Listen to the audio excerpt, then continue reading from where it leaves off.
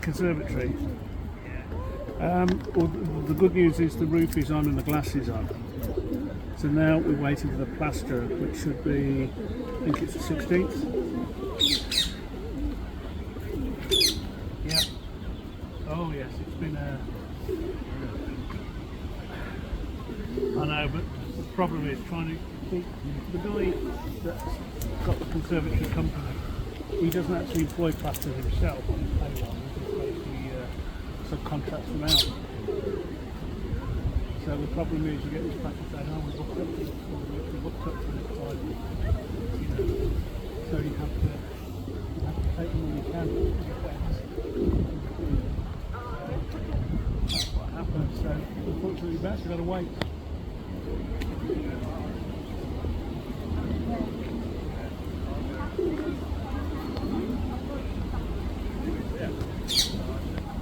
Oh, great. Yeah.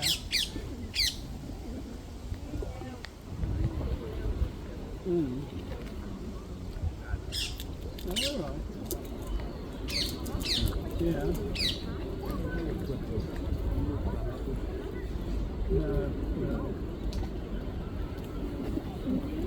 Yeah, I mean, it's parapet.